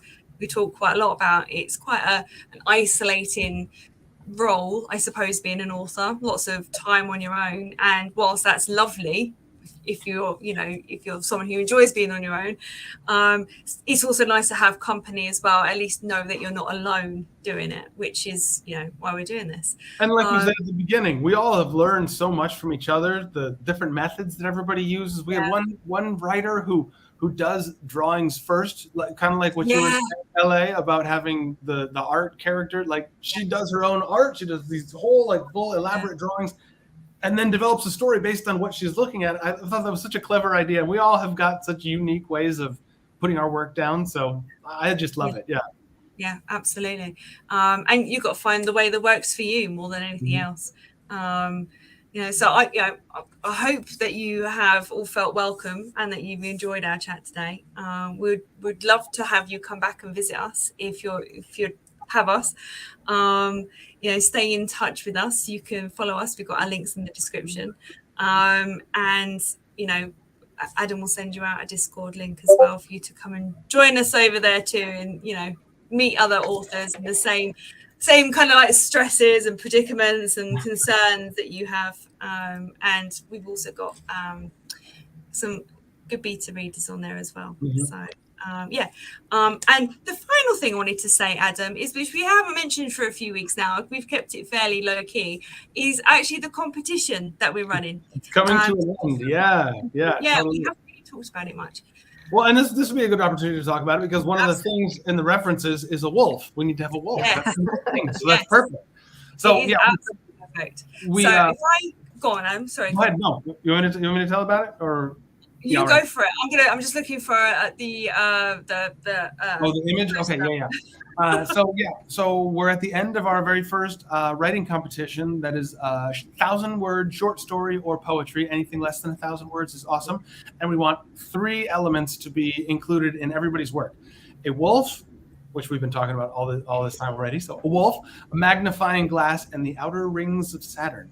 And those 3 things can mean anything you want. So you can see them in the picture. There's a tiny little magnifying glass over the letter A and the word awards. The letter Saturn is obviously the background, and the wolf on the moon there. Those are the 3 things we want in everybody's work, whether it's a haiku and you can slam those 3 things in, that'd be pretty amazing. Or if you write a short story that's 1,000 words or whatever, it can be a sci-fi epic where the 3 items are references in space. I like the idea that the 3 things are drinks on a cocktail menu. Be creative, write something. We're almost at the end of this competition, and we would love a few more entries before the end. It's $10 just to submit it and to be part of the thing. And the winners are all being published in a compilation volume where all the books, or all the stories and poems are going to be together in a single volume, one book, where 15% of the proceeds are going to be donated to the Trevor Project, which is a nonprofit that focuses on suicide prevention for LGBTQ plus youth. So we love them. We've supported them before, and 15% of all the sales of the compilation volume from this competition are going to be donated to them. So if you haven't written something yet, you want to write something, we would love it. Again, it's just a quick $10 donation fee just to cover the readers who are going to be judging everything. And other than that, so we're getting close to the end. Is it through the end of the month or through the end of July? When are we finishing, Jules? We're going to run it until the very end of July, and then that gives us a few months to kind of do our readings and make selections for winners and then announce them. So, get writing. Looking forward to that. We have already had some really good entries, and some really creative ones. Do send your writing in. Come and join us. Let's make it happen, because we want to have authors published, because not enough authors who are out there who are really amazing writers have managed to get their work in a book. So we really want to try and help people and do that. So I'm just going to say a huge thank you to absolutely every one of our guests today. You've been amazing, and it's been a real pleasure having you on. And come back and visit us again sometime. Without further ado, I'm going to say farewell and good night. Bye.